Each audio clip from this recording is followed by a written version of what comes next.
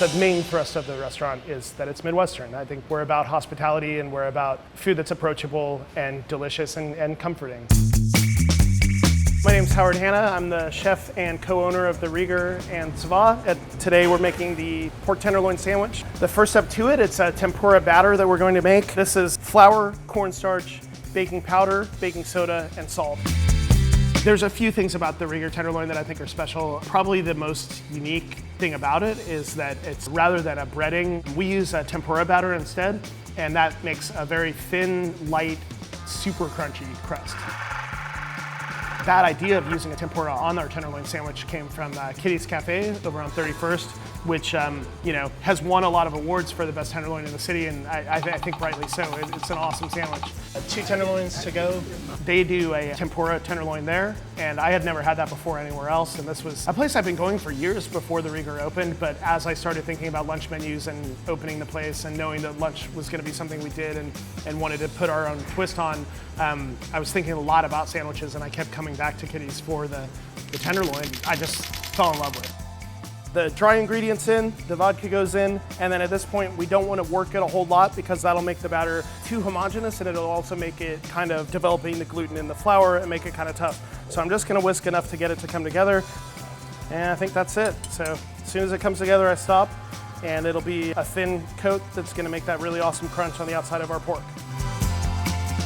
The great, brilliant English chef, Heston Blumenthal, sort of went down the rabbit hole with tempura. I read everything that he had written about tempura and very much agreed with the direction he was going. So we took an important technique from him, that is using vodka in the batter.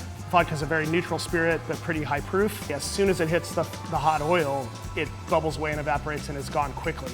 And basically you'd need the liquid in the batter to make it a batter, to make it something that can coat something and fry it. But at the same time, once you're in the fryer, that liquid is your enemy. You're trying to get rid of it quickly.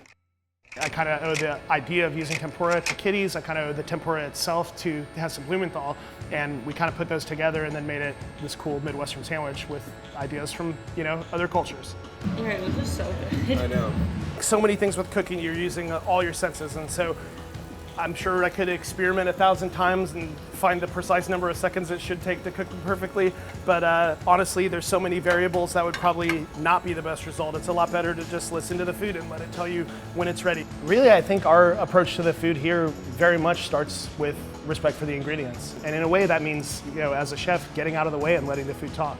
I think here in the Midwest, we probably have the best pork in the world. And I didn't want to be pigeonholed as the pork place or as just even a carnivore kind of place. And I think we sort of had that reputation when we first opened, but I think we've broken out of that. But pork is something that's very important to me and that we do very, very well here, and I'm proud of. Now our meat's fried, it's drained well on the paper towels and seasoned with salt. Next step is just to build the sandwich, and it's really quick and easy to put together. Mini egg bun from Farm to Market Bread Company, herbed mayonnaise, put on the tenderloin itself. Lettuce goes on next, pickled red onions. Next is the radish, the other bun on top. We do a pick in it at that point. We'll do 2 of those to an order, and that's how it'll go out to the bar. Altogether, it's just, it's juicy and spicy and tangy, and mostly it's just meaty and crunchy and satisfying.